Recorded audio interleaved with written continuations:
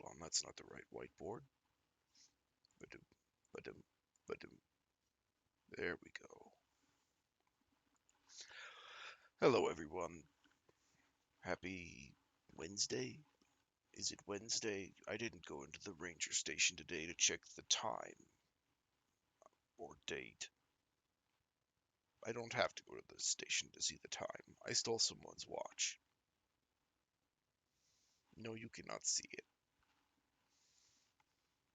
Today, as you can tell from the whiteboard, we will again be reading Stray Cat Strut by Ravenstagger.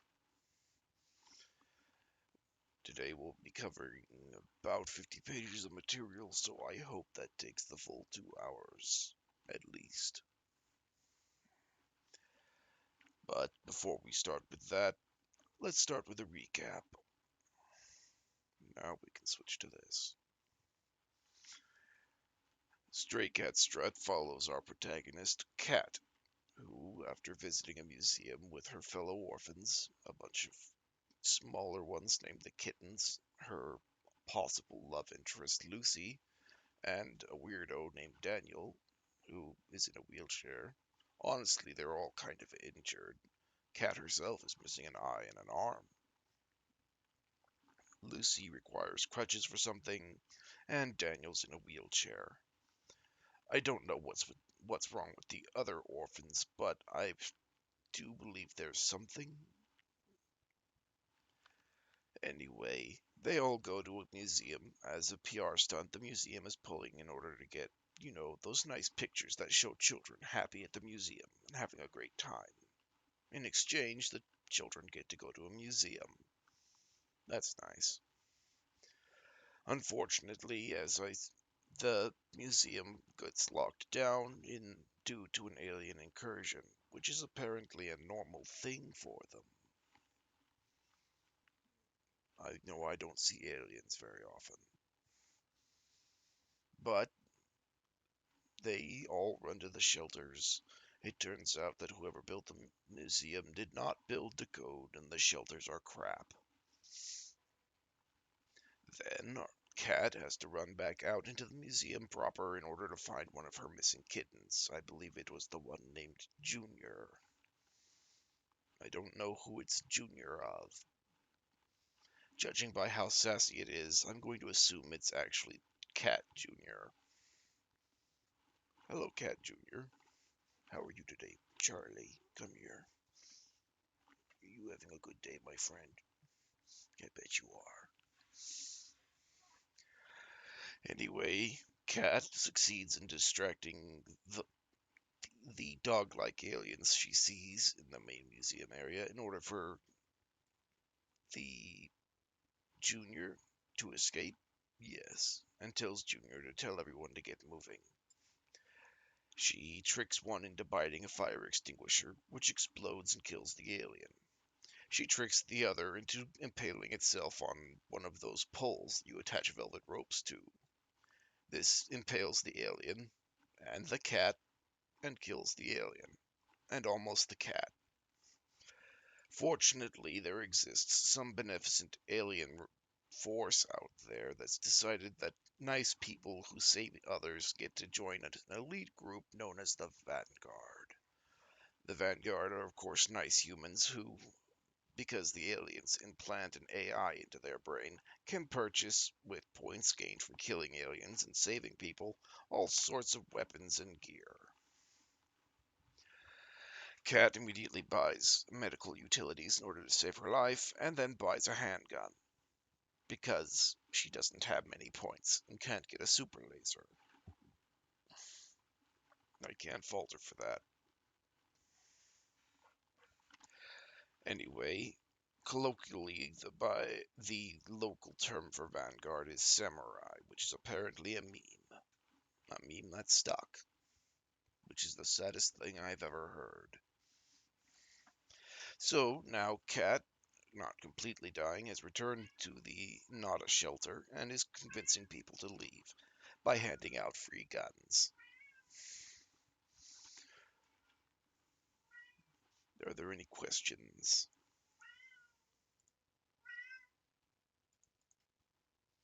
Good, I'll just move on. Let's get straight into it.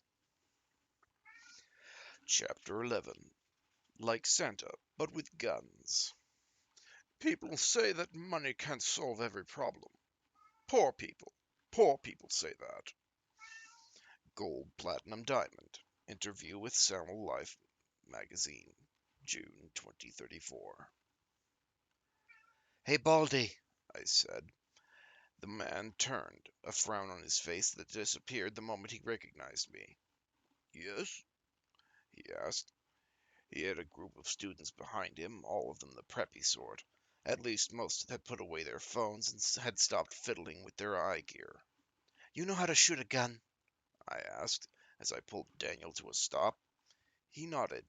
I go to the range once a month, he said. I blinked. I had been expecting him to say no, or to brush me off. Oh, in that case, I poked Daniel in the back, and he handed a box to Baldy. Have fun. He eyed the box, then snapped it open and took the handgun out. You know how much these are worth? He asked. 5 points, I replied. We'd stalled long enough, and the time for chit-chat was kind of drawing to an end. This is a fox teeth, right? At my nod, he continued. Nearly 200,000 credits for one of these. I looked down at the gun. Killing one Model 3 allowed me to buy two.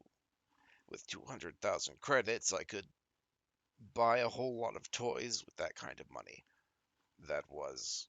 I huffed and tried to refocus.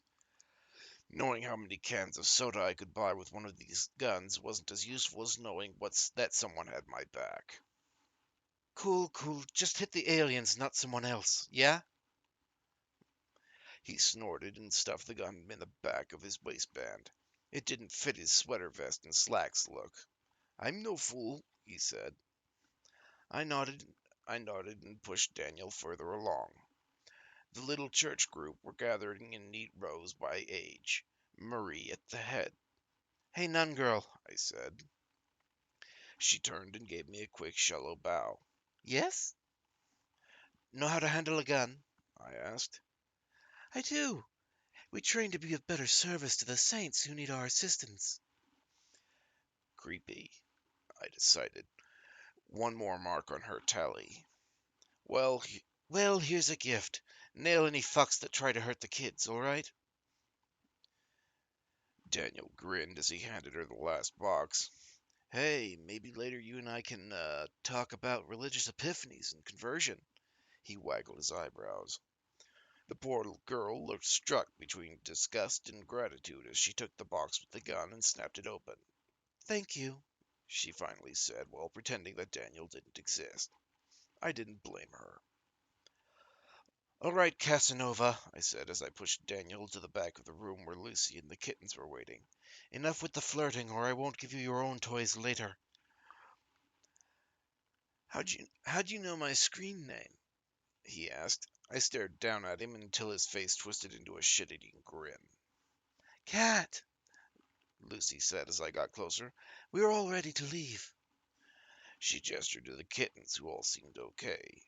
A few eyes were red-rimmed, and some of them looked a little shell-shocked, but they were whole and in one piece. I was pretty sure the orphanage's insurance didn't cover psychiatric help, but I was apparently on the fast track to being loaded, so that was a problem for some other time.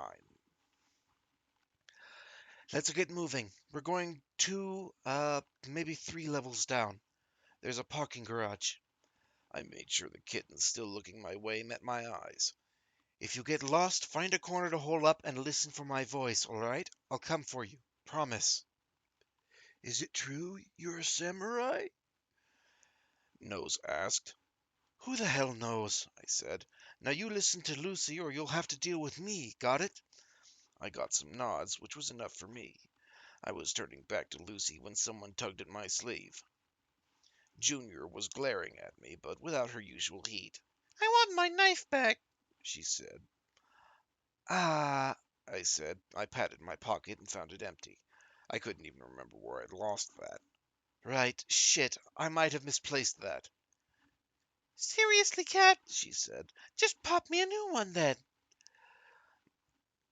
I'm afraid that creating a knife would require the basic melee weapon class 1 tier, and a few points besides. I'll get you a knife later, promise. She grinned, mean and ferocious. Yeah, I trust you. Better be a fucking cool one, too. I ruffled her hair. Idiot, I muttered. Lucy, you and the kittens take the middle, okay? Right, Lucy said. She pushed her crutches into Daniel's lap and hung onto the back of his chair. we'll be right behind you. Thanks. I said. Rushing back to the entrance of the room, I got things organized as quickly as I could. The normal-looking school kids in the front, the kittens behind them, then the preppy kids and Marie, and her lot at the back. There were a lot of people to cover with just 4 guns.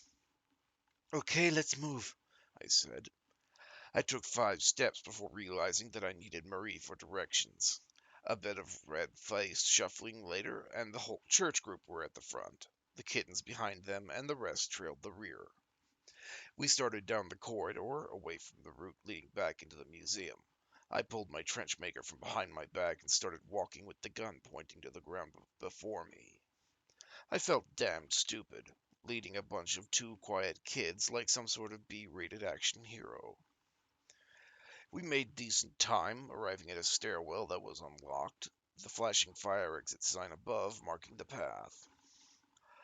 The building rumbled a little, and even from where we were deep within, I could make out faint explosions from outside. The aliens? The army? Some PMC coming to save the day? The stairwell was clear, but it only led 1 floor down. Damn, I said. you need to take a different staircase at every floor, Marie explained. The building is shaped strangely. And if this And if this place was legit on fire, how would they expect people to get out in a panic? Marie shrugged. I don't know. She licked her lips. I don't want to be a bother, Saint Cat. But the kids, they'll need to take a break at some point. Do you think we could afford it? Like for the bathroom and for food?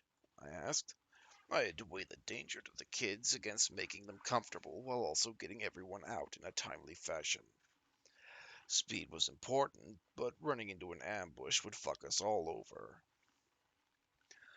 In the end, the opportunity to scout ahead won out. Yeah, all right, I said. As soon as we find a safe place to stop. End chapter 11.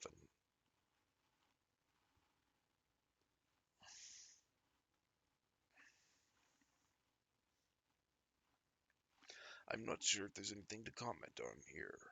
She basically spent this entire chapter getting everyone into a line and handing out guns.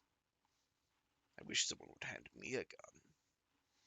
Then it would be a fair fight if I ever got into a confrontation with the Rangers. Ranged weapons are cheating unless the alternate side also has a ranged weapon. All I have is being a quiet bear sneaking through the woods and popping up behind someone where they least expect me. That's hardly an advantage like having a gun. Let's press on. Chapter 12. Vending Machines. Our goals are to help our vanguard and in doing so help humanity. Blariot, AI companion of 3 Swipes, in an interview with Cyberstar, January 2022. I glared at the vending machine. Are you serious? I asked. Lucy shrugged. She had a crutch in one hand and the other was pressed against the machine before her. Look, She said as she poked the screen next to the machine. She selected something from the top shelf, some sort of white bread sandwich thing that was probably stale and stank of preservatives and yet still tasted stupidly okay. The screen flashed as soon as it finished connecting with her gear. Transaction accepted. Okay, I asked. Transaction denied. The machine stayed quiet. Lucy shook her fist. It looked as if she was about to punch the damn thing, but she held herself back. It was probably for the best. The more expensive vending machines had hidden tear gas sprayers to piss off vandals and the like. It even took my credits, Lucy said. I sighed. It was weird being more concerned about shitty sandwiches stuck in uncaring machines than the literal alien invasion going on, but there was little better to do. Marie had been right about the kids needing a break. It looked like every last one of them was lining up to take a piss, while Mary and Baldy and that jock-looking guy kept watch around the nearest corridors. Want me to try? I asked. You got more credits than I do? She asked. I shrugged a shoulder. I've got I frowned. about $1,000? A bit less than that in my account, and that's enough for, I looked at the price of a sandwich and blanched. that's enough for one of those? Damn. You tried twice? 3 times, Lucy said. Right. I said. I stared at the ID logo set in the front of the machine and waited for my gear to finally clue in that I wanted something from it. I believe I will make encouraging you to upgrade some of your equipment a priority. Why's that? I asked. Lucy blinked at me. Is it working? Eventually, I said. I'm talking to my Alice, the samurai AI living in my head. Lucy beamed. Say hi for me. Please return the greetings. She. It says hi. I said. My eye gear finally pinged the vending machine. I poked at the floating images of buttons on the front plate, then watched the transaction connect on my end. The little counter I had for my credit account told me I dropped to 800 credits on some shitty grub. Transaction accepted. Hey, it worked. Transaction denied. I glared at the two words floating an inch off a no doubt expensive holographic display. That is not cool, I said. I can help. You can help. How? My Alice wants to help. Oh, and tell her that I think her name is pretty. Lucy said. I glared at her, but it bounced off the barrier of her enthusiasm and did nothing. She was more excited about the whole brain AI thing than I was. It didn't seem to be that big a deal. Samurai were generally insane. Yeah, maybe I should have been a little more worried after all. Tell Lucy that her name is the top percentile of attractive names. Also, I can assist you by contacting the machine's internals and liberating its contents. This is a free service. She said your name's ugly as sin, I said. Aw, she's nice, Lucy said. Then she reached up and pinched my cheek. but you're not. Don't lie for poor my Alice. She didn't deserve to be stuck in your head. I batted her hand away. Jerk, I said. No, you, she shot right back. Shaking my head, I nodded to the machine. Have fun, I said. And, is hacking into things always a free service? It is merely something I am capable of doing. Seeing as how my purpose is to assist you, it makes sense that I would help when I can. You can also not afford the far more nutritious foods available through my catalogs. Until then, this sort of sustenance will have to do. You're a gem, I said. Technically, I'm more of a hyperdense carbon wafer, but I am somewhat gem-like, so I'll accept the compliment with the grace it was given. The vending machine whirled to life and started disgorging its entire contents out of the chute at the bottom. I raised an eyebrow as more and more food piled up in the out tray. Oh shoot, it'll jam! Lucy said before dropping to her knees to empty the machine. The other machines in the little nook, one filled with sodas, the other 18 different flavors of tap water, all started vomiting bottles and cans.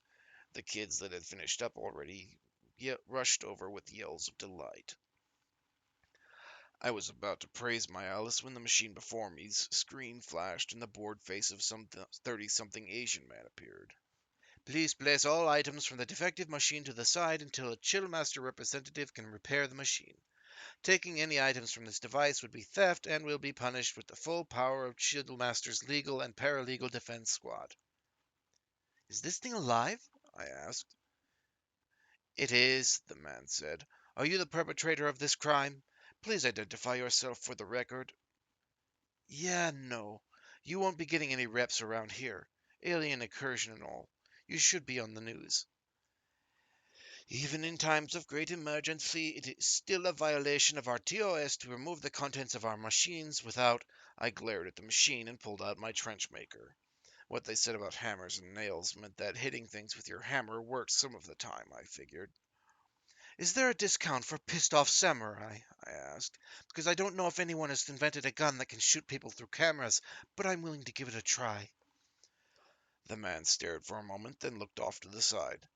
The click-clack of a tactile keyboard came through for a moment before his eyes widened. Please forgive Chillmaster Corp, Miss Samurai. Your intrusion software did not announce itself as belonging to you. Please take the contents of this machine and any other as a free sample from Chillmaster, and please consider doing business with us in the future. The image winked out.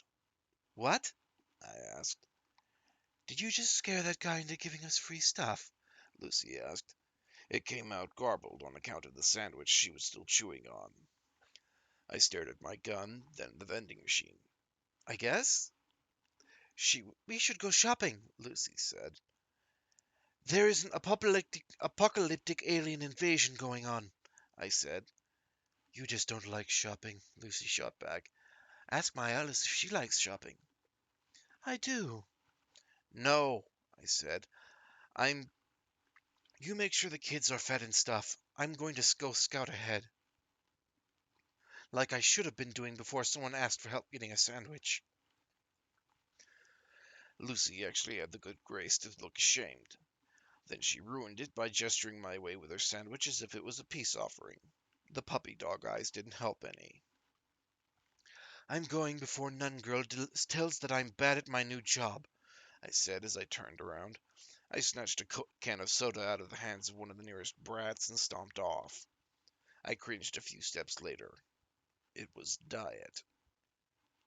End chapter 12. I wish vending machines were that easy to open for me. I wish garbage cans were that easy to open for me.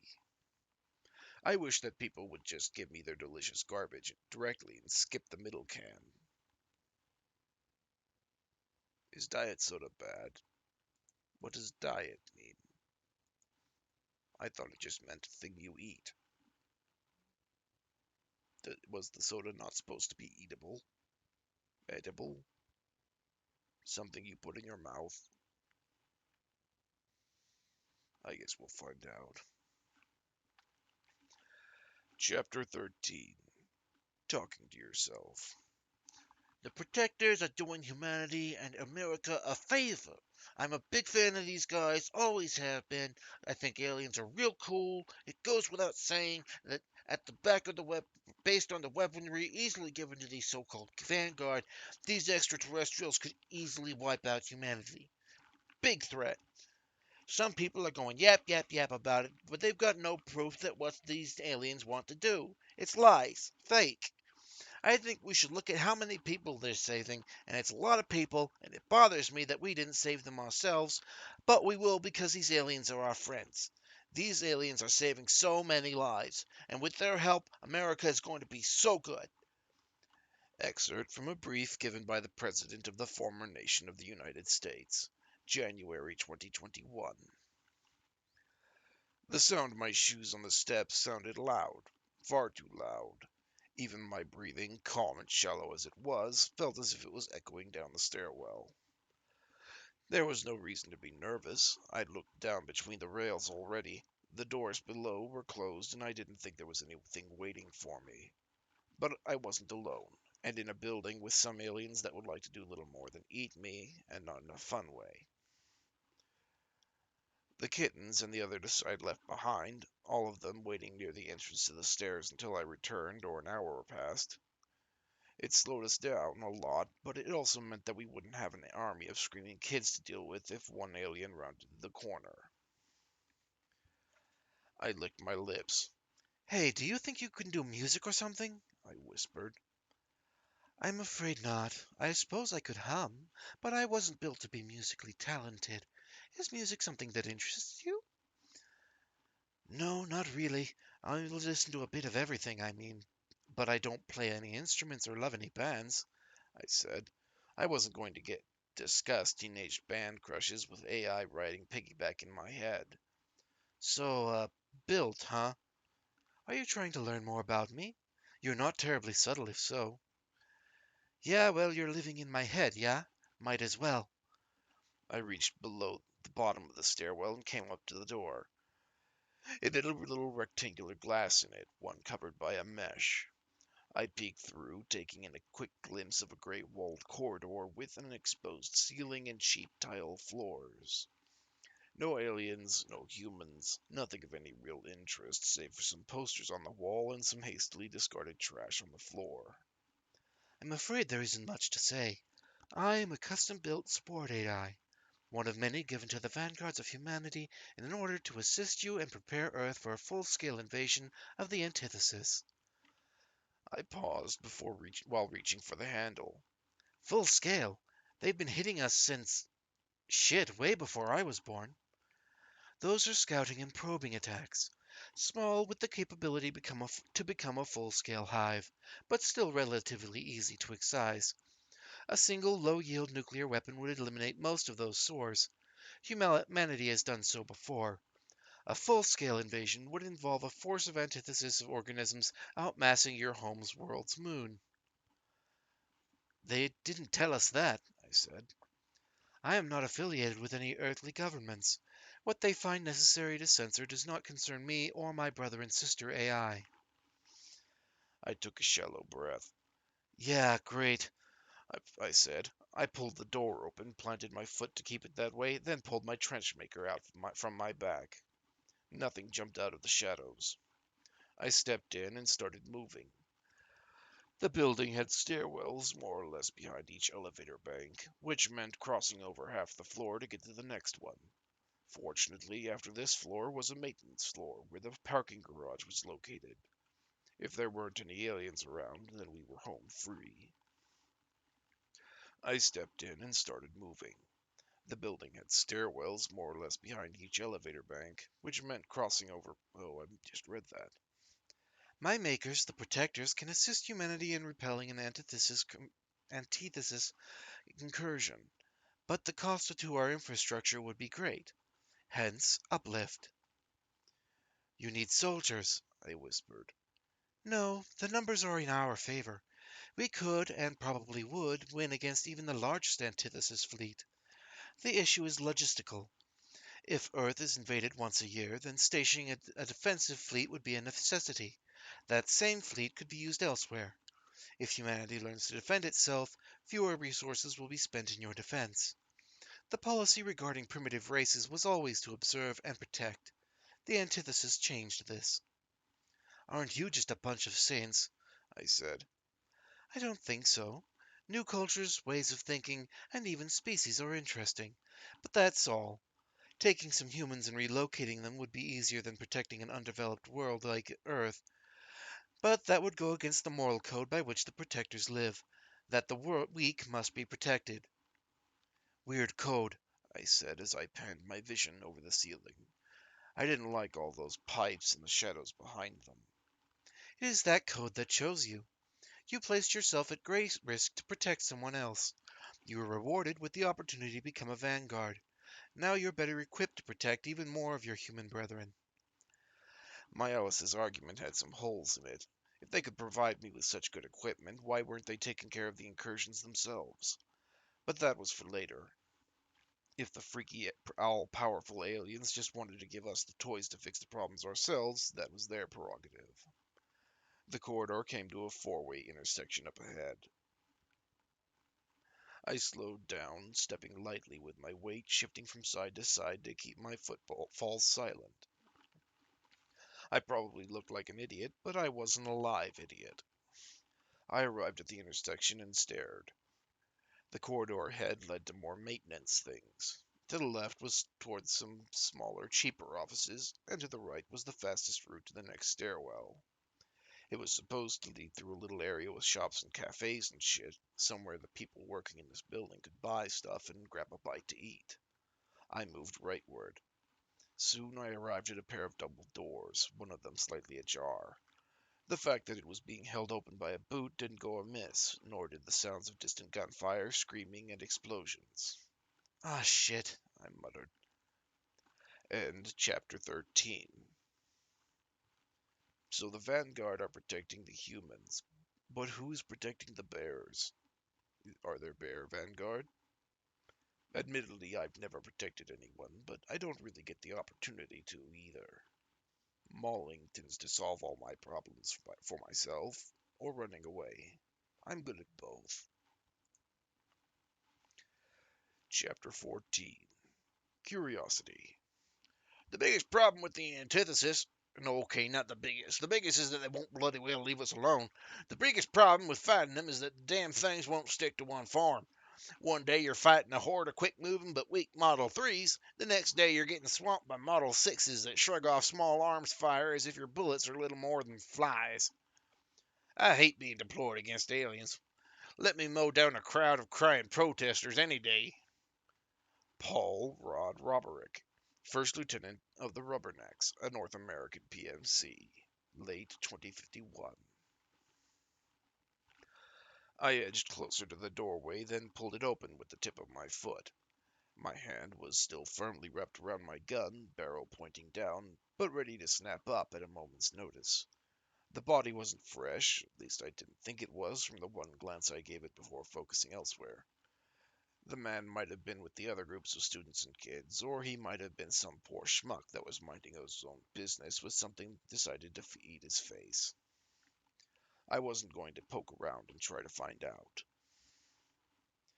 The short passage just beyond the door led into a concourse. Shops lined one next to each other on the side I was on, and the huge glass panes overlooking the city on the other. At least they might have overlooked the city once. Now they just gave a nice view of the dull off-gray building across the street.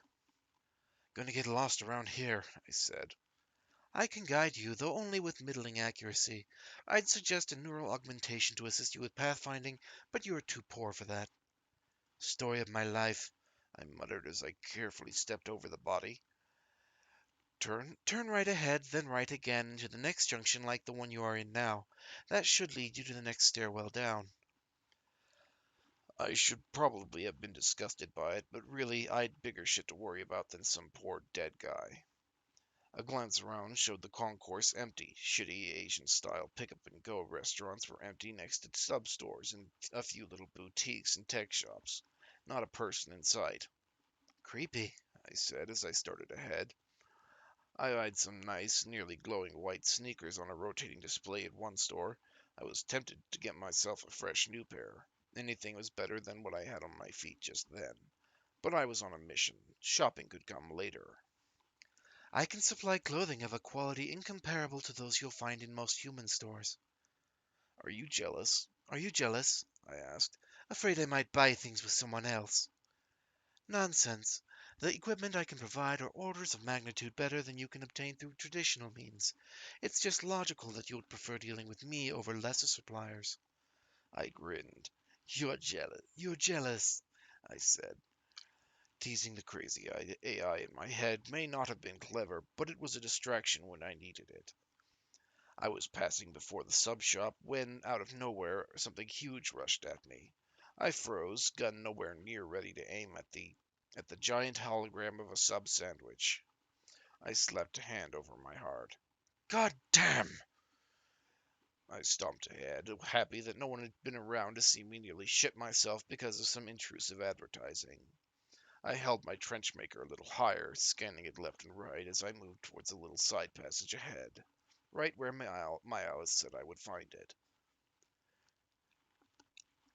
Movement from outside had me turning to stare out into the city. A hover car was racing by, three large bat-like critters speeding after it. I moved closer to the window, following the chase until the hover car sped around a corner.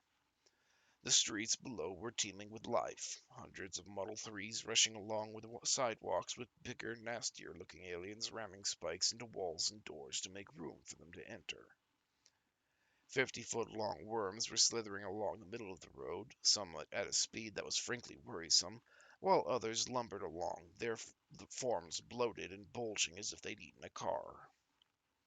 Strangely enough, the antithesis were moving in the right directions for traffic, groups flowing together in bunches, but bunches that didn't get in each other's way. So many of them, I said. The rattle of machine guns sounded out in the distance, a counterpoint to the eerie silence of so many monsters that didn't so much as growl. The AA guns had gone silent. A look up showed one of them sticking out of a cache in the ceiling of a smaller building. It was half melted, a large flying model perched atop it. those are lesser models. They will scour the region for biological materials to bring back to any forming hive, scouting through buildings and marking them with pheromones to warn other models of the threat within. These all came from those ships? Calling them ships is perhaps something of a misnomer, but essentially yes. Soon those relatively harmless models will range out towards the unconquered parts of the city. Your time is running out. A rumble from further down the corridor had me pausing. The concourse turned as it reached the corner of the building, the last shop in the line, some og gear store with more floor space than items for sale. I eyed the passage to the stairwell, then the end of the corridor. If we were going to pass here with the kids, it was best to find out sooner than later. Your curiosity is, pardon the pun, rather curious. Why's that? I whispered. You initially seemed dead set on accomplishing your goal, but now you're off track because you heard an interesting sound. I'm curious, is my vanguard easily distracted? Don't you have a profile on me? I asked. I was pretty sure half the companies out there had one. It was pretty common to walk into a store and only have the kind of stuff you'd wanted shoved in your face. Or at least that what some algorithm suspected you wanted. Profiles do not tell the full picture. I wasn't going to argue with that, especially now when, after crouching down to make myself harder to spot, I looked around the corner and saw a pair of Model 3s standing next to a black and green snake thing the size of a bus. End chapter 14. I'm easily distracted. No bear wants to be caught with his butt to the ground. Avoiding fights that might leave you too tired to fight the next bear is basic bear behavior. I hope everyone's having a nice day. Let's see. Chapter 15. Worm. Little is truly known about what happens in a hive, not because of the lack of research, but because the means to destroy a hive leave little left to research. What we do know is that the antithesis are not a species made up of individuals, or even a proper colony. Hive is a misnomer. We have spent too long thinking of extraterrestrial life in a way that is easy for us to understand.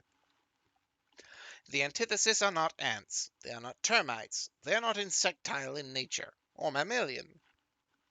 If anything, they share more in common with plants. Ambulatory, devastating, violent plants. Professor Heinlein. Excerpt from a lecture on the knowledge gained from the early antithesis studies, thereafter called Alien Anthropology, 2028. I pulled back and hid behind the corner not a moment before I felt all of my blood going cold. That had been, in my not so humble opinion, terrifying. The lack of noise from the aliens was alarming. Alarming-ish. Or maybe not alarming, but it made them scarier and harder to deal with. I sort of wish they had the courtesy to announce their presence. I tightened my grip around my trench maker, then flicked my thumb over the safety. The gun made a tiny humming noise, and I felt things shifting within it. The reticule floating in my vision flashed orange. Trench maker primed for fire. Current loadout 9x19 Parabellum. Ammo count 17. I looked down the other end of the corridor. I could still leave. They hadn't heard me coming, which meant they wouldn't see me going either. And then, when we crossed over with all the kids, they would be right there waiting for us. I grit my teeth and held back a swear. The last thing I needed was to be disemboweled because I couldn't keep a lid on my dirty mouth. I shifted so that I was in more of a crouch, then held my gun close to my side. It wasn't how the heroes in the movies held their guns, but the heroes usually had an extra arm, and in the older movies they didn't have a red circle telling them where their bullets would land. I took one last breath, then moved. The first Model 3 never saw it coming. It was still staring off down the far end of the corridor when the red circle of my reticule lined up with the side of its head. I yanked the trigger back, winced as that pulled my aim off, then winced harder when the gun barked in my hand. The noise was nearly deafening, and if it wasn't for the knowledge that there were more beasts, I might have flinched hard enough to drop the trench maker. Luck, or some poor half-rate equivalent, was on my side as my first shot punched a hole in the back of the Model 3's head. The second spun around and rushed toward me, huge paws thumping on the ground even as its jaw opened wide to take a chunk out of me. I fired into it once, then for good measure twice more before jumping to the side. The Model 3 flopped by, its body ragdolling over the ground. You only hit that one twice. Not now, I said. My Alice's snark was cute, welcome even, but this wasn't the time. I brought my gun around to point it right at the huge worm thing, and it wasn't really moving towards me. That wasn't entirely true. Its sides were undulating and moving about where it was covered in bands of scale. Little tiny legs, no longer than one of my fingers, poked out from the overlapping scales and scratched at the floor as the worm wiggled away. I looked out ahead and spotted a few bodies laying in the ground, most in plain clothes, but a few looked like they worked in the nearby shops. At the far end of the corridor, a hole was blasted through one of the windows. The slime slick leading from the hole to the worm told me everything I needed to know about where it came from. Most models between 8 and 10 are considered utilitarian or specialized. This is a Model 8. They are harmless. Harmless my ass, I said. The worm was moving over to some poor 20-something that looked like he'd been mauled. The smell wafting over from him and had me recoiling, but I'd been made to clean out the orphanage bathrooms enough times to be able to ignore it for a bit. The worm, the Model 8, opened its mouth wide and started to grab onto the boy's legs. Fuck, I said as I raised my gun. 3 shots later, I paused to let the ringing in my ears fade away. The worm was bleeding from 3 pinprick holes in its side, but didn't seem to care one whit. Its jaw opened wider, and a few little tentacles pulled it out of it and grabbed onto the corpse. I'm afraid that it's rather useless. Killing that right now is possible, but you don't have the ammunition on hand to destroy every one of its brains, nor do you have the time to find a more creative way to kill it. Brains? Plural? I asked. One for every segment, yes, albeit a very simple brain as far as those go. I counted the sections of the worm's body and gave up after 20 or so. And it won't attack me? I asked. No, not even if provoked. Model 8s are used to transport biological elements from one part of an antithesis hive to another. That is all they do. Aggression is beyond them. They are worth few points. Speaking of, Targets eliminated. Reward 20 points. well done, Catherine. Your current point total is resting at a comfortable 27. I can't just let that thing eat people, I said. I don't wish to be the bearer of bad news, but if you do not begin to move soon, there will be a lot more people being eaten today. I tightened my grip on my handgun. Damn, I said. Looking past the Model 8, I looked towards the hole in the far wall. If anything as big had rammed into the building, tearing apart one of the glass walls and the railing behind it before falling or flying off. One of the bigger flying aliens, or hovercar maybe. I didn't matter. I inched past the worm and toward the far end of the corridor. I assumed that any other nasty aliens would have run over at the sound of gunfire. The lack of them was comforting. The hole in the glass revealed part of the city I couldn't see from the other end of the building. Smoke rose up, obscuring large parts of the world, but it left enough visible for me to see that the incursion stretched out all across the lower parts of New Montreal, past the islet proper, and into the suburbs. There had to be millions of people in the middle of it all. A red flash across the sky was accompanied by 3 dozen tiny black specks falling to earth. I could just barely make out the form of someone way off in the distance, hovering over the eviscerated form of one of the giant shipworms that had come down to earth. Hundreds of tiny flying forms darted out toward the floating figure. It waved an arm their way, and a shower of red beams wiped the air clean. I wondered how many Xenos had died right there, how many points had been made. It seems that the other vanguard are hard at work. No doubt the local armed forces are making a stand as we speak. You think they'll be able to clean this up? I asked. The city wasn't in ruins, but I saw one skyscraper entirely on fire some 5 blocks down, and the air traffic that usually congested the sky was almost all alien. I don't doubt it. This is a small to medium-sized incursion. It will take some weeks to clear it out entirely, but humanity is nothing if not tenacious. Soon this area will be repopulated and growing once more. The dead will be replaced by newly born humans, and your species will continue to flourish. Huh, was all I could say. End chapter 15. I wonder if antithesis tastes good. The big one sounds kind of like a cow, and they're pretty good if you can find one that escaped its field. I don't recommend eating them in their field. Ranchers aren't very understanding that bears lived in this area for longer than humans have been ranching. I guess antithesis are plants, so maybe they're berry flavored. That'd be nice. I could go for some berries. Is there anyone in the chat who would like a recap of where we are before I continue?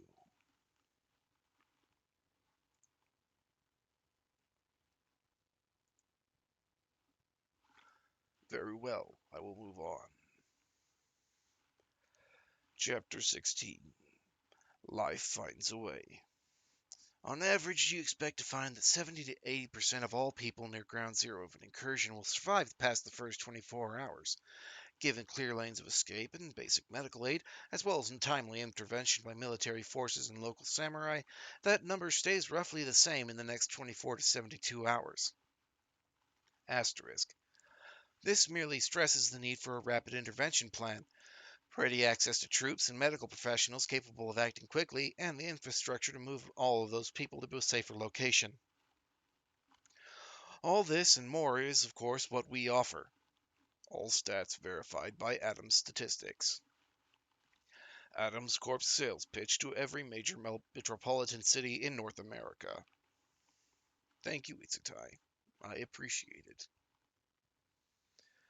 I left the worm alone. Given a few minutes, I might have been able to figure out some way to toss it out the window or something, but my Alice was right. I didn't have the time. Maybe soon, I would be one of those samurai able to wipe out anything in my path, but that wasn't the case yet, so I just had to suck up and deal with it. Returning to the corridor I'd passed earlier, I slid through the doorway and walked down yet another drab gray passageway. The few doors opened along its sides revealed little break rooms and janitorial closets where sweeper bots were hanging to charge. No aliens, no signs that anything really bad had happened other than some things tossed to the floor and abandoned there. I stepped over a discarded purse and fought past the temptation to rifle through it. Then I found the door leading to the stairwell, red light glowing above it and all. A peek through the safety glass showed me a whole lot of nothing. So, I asked the empty air, that samurai, the one we kinda saw deeper in the city, they were flying. That seemed to be like a Class 3 gravitic navigation system coupled with a Class 2 ion thruster system. I'm afraid that both are far outside your current means. But I could get that, right? I asked. Of course, though I should explain how the class and tier system works at some point. No time like the present, I said as I pushed the door open and looked around. As you wish. Most early class, that is, Class 1 catalogs offer simple items. Most of these are well within humanity's capability of producing, given sufficient incentive and time. Class 2 materials and equipments are beyond humans' capability to produce, and will remain that way for some time. Class 3 and above would require such large time and research investments to achieve that they are nearly impossible to achieve by humanity for some millennia. You have them, though, I pointed out. When humanity was still striking rocks together to start their first fires, the Protectors had nominal control over a full 2% of the galaxy's star systems. We had made contact with dozens of species and formed an interplanetary compact that has lasted until now. That was a lot.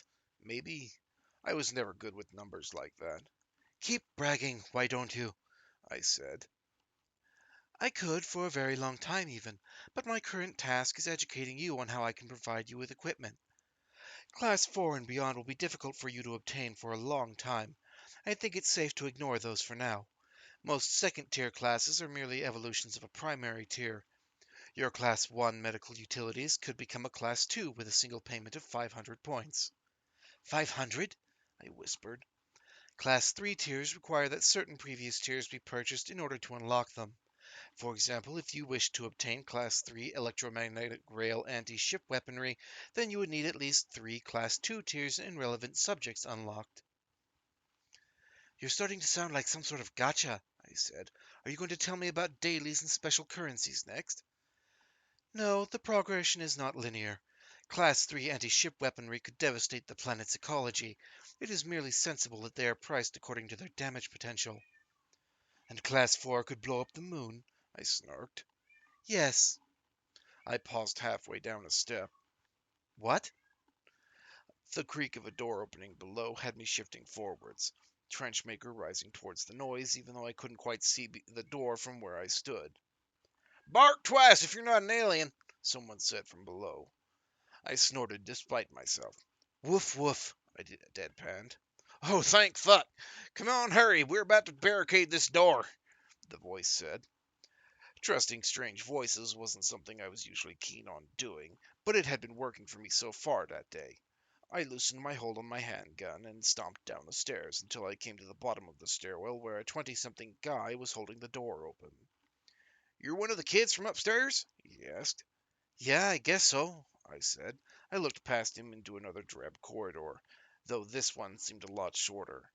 There more of you? He grinned. There's only one of me, he said. I'm Brand. And yeah, there's a bunch of us holed up in the parking lot. Come on, we're going to lock this door before the aliens come around. You folks have a leader? I asked. He shrugged his shoulders and pulled the door closed behind me as soon as I passed. What do you think we are, some kind of weird kingdom of the parking lot? Nah, we got people from every floor, almost. The vaults were all shit, so we could gather in here. I nodded along. It made some sense. A bit of weight was lifted off my back. People meant someone or someone's in charge. I didn't have to carry quite as much responsibility on my back. Brand led me from the corridor and into a two-story parking garage. Hover cars clamped into berths above and below ascend the far walls covered in steel heavy shutters. A few hover bikes were tossed together to form a barricade just inside the room with a few wide-eyed mall cops and older guys hanging behind them. I saw two more armed groups deeper in and a whole lot of people gathering around in clumps. Brand pointed to the far end of the room where there were a bunch of kids. You might want to head over there and hand over your gun to one of the safety crew. They're taking any weapon they can get their hands on for now. So there is someone in charge? I asked. He shrugged. Sort of, but not really. Things aren't that organized yet. I frowned, the weight I thought I'd gotten rid of resettling comfortably on my shoulders. Great. End chapter 16. This is why the bear method of every bear for himself is superior. No questions about who is in charge. It's you. You are in charge of yourself. You can follow another bear's example, but don't expect them to help you. If you're not a bear and are a herd animal, then I guess leadership is your problem. It's certainly not this bear's. Chapter 17. Mall Cops. The last federal police force collapsed some weeks before the government proper did. In its place, various states, new state-nation alliances, and city-states hired private companies to take care of law enforcement. These came at a variety of rates, levels of professionalism, and levels of corruption. Some argue that there's still a better alternative, others disagree and wish a return to government-controlled law enforcement. But with so much of the budgets of most of new North American nations going into reconstruction and rearming efforts, that is unlikely to ever happen. The Rise of the Mall Cop, published late 2037. I didn't know what to do with myself, which was unfortunately something of a common occurrence. What wasn't so common was having so many things to do and also not knowing which one to focus on. I had to find out what all these people were planning on doing, then I had to check on the kids upstairs and escort them down, then we'd see. There had to be maybe 300 people in the parking garage, most of them clumped up in little groups next to pillars and parked cars. Office drones, mostly, with some kids mixed in, and a few androids that seemed lost for what to do. I even saw bitch bots spinning in circles off near the far end. It was a wonder that anyone had bothered to keep that bot active for so long. One group off to the side looked important. A guy in a security officer's uniform, knee pads, and a vest and all, was talking to a few others who looked like office drones and teachers. He was barking orders, the growl of his voice audible all over the way over from where I was. I started walking over, but was intercepted by what looked like two of the Three Stooges. Sue me, the orphanage only played movies and shows that were copyright free. Hey, miss, the fat one of the pair said, that's a fine gun, but I'm afraid you'll need to hand it over. I eyed him up and down, from his self-assured little shit-eating grin to the frumpled jumpsuit with a logo over his shoulders. My all cops, only the nicest. He had a gun strapped to his hip, a fancy thing with a light that looked like a laser pointer and a tiny scope atop it, all done up in matte black. It matched his little tactical bulletproof vest. His partner, taller and skinnier, had the same getup, but his vest failed to cover a good chunk of his abdomen. I don't think so, I said. It's for your and everybody else's safety, he said. His grin turned ugly. Wouldn't want us to confiscate it. Look, dipshit, I whispered. I made sure not to reach for my gun. I wasn't bulletproof. Yet. I need to talk to your boss over there. Coordinate shit, then I'm off.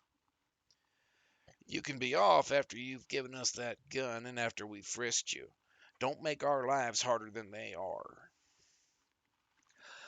I licked my lips and cursed the little guy in the back of my head. Miles, is there a way to announce who I am? I asked. My name's not Maya, kid, the man said. Of course. Do you wish for me to ping the local servers and announce your presence? This cannot be undone, I'm afraid, but it might help. Some human interest groups understand the value of assisting a vanguard in time of need. Go ahead, I said. The man ahead of me tilted his head and looked over towards my ears. You talking to some Everyone in the room paused. Discussions cut out for a moment. I saw old school phones vibrating and eyes going glassy as people looked at screens I couldn't see. Then every eye in the room turned my way. The stooges in front of me took a couple of steps back, both of them going rather pale. Miles, what did you send them? I hissed. Your current profile and disposition. Can I see it? I asked. The looks were unnerving. System-wide warning. Vanguard Cat is here to save the day. Why is it fucking pink? I asked. Then I stared at the picture of myself with a big grin, giving the viewer a thumbs up. It wasn't even a proper photo, but a looping GIF. And when did you get that? I create a simulation of your appearance based off of observed reflections, public profile images, and local camera feeds. It was simple to make your model pose as desired. It's cringy, I said. The stares took on a whole new meaning. I think half of them thought it was some sort of prank. Change it, please. Very well, I will try to create something more serious and befitting of your station. Everyone winced again. For fuck's sake, I whispered. Show me first next time. Oh, you only had to ask. System-wide warning. All operations within floors -2 to 12 of 2517 Trudeau Avenue are now under the control of Vanguard Unit Catherine Cat LeBlanc. Please follow her directions or risk losing your physical or monetary capabilities. Current Vanguard profile. Alias, Cat. Age, restricted. Combat readiness, high. Kill count, Classified. Specialties. Kinetic firearms, medical utilities. Do you get off on embarrassing me? I wondered. Yes. I felt my eye twitching. The security-looking guy stomped over to me and saluted. "Your cat?" he asked. Guess so, I said. It wasn't time for fooling around. You're in charge here? As in charge as I can be, he said. You have orders? Honestly, no. Tell me what you need and I'll try to provide. Can't stay here forever. There's a large group 2 floors up. I'm going to escort them down here. We were thinking we could grab a hover bus and fly out of here. That, he paused, licked his lips, and generally didn't seem to like the idea. Our protocols are to stand by and protect the building and its inhabitants and workers until we're relieved. I snorted. Did you catch a glimpse of the city? The only relief you're getting is in a grave. If you make it to a grave and not some alien stomach, I shook my head. there's no staying here. He frowned. If you say so. If you say so, ma'am. Ma'am? I asked. He shrugged. All samurai are granted the rank of captain by default. You technically outrank me. I blinked. Well, shit, that's handy. You guys need guns and such? We've got holdouts meant for crowd control. Rubber bullets don't do much against Xenos. We do have some actual guns, but not enough for the men I have here. Less for those that are volunteering to help. We're planning to sweep the building soon, get everyone onto this floor, but I can't do that with pea shooters. I bit my lip and considered that. Can your rubber bullet guns handle normal rounds? I asked. I wished I knew more about guns to be able to tell without asking. Also, do you have a name? Simmons. And yes, we should be able to. He pulled out the gun at his hip, out of its holster, and yanked the magazine out, and then did something to pull a bullet from the gun. He showed it to me. Black tick over a copper casing. These things are meant to hurt, not kill. Lower powder charge per bullet and all, but it's in standard 9mm. We could fire normal rounds, but our slides might burst off. Our tasers are shit, and I wouldn't want to approach one of those beasties with a baton, regardless of how much they pay me. Right, I said as I took his magazine and twisted it around. My Alice, got any ammo or would give something them then or would giving them new guns outright be better? A case of standard 9mm rounds with slightly reduced powder charge would cost you 1 point. I raised an eyebrow. How many bullets is that? 500. Their lethality would be reduced, but my projections suggest they would still be effective against the lower ranked antithesis. Shit, I said. At that price, I'm at 27. You are. Give me 2 cases and 3 of those fox teeth. New purchase. Fox teeth model D times 3. Points reduced to 12. New purchase. 9mm reduced charged rounds. Case of 500 times 2. Points reduced to 10.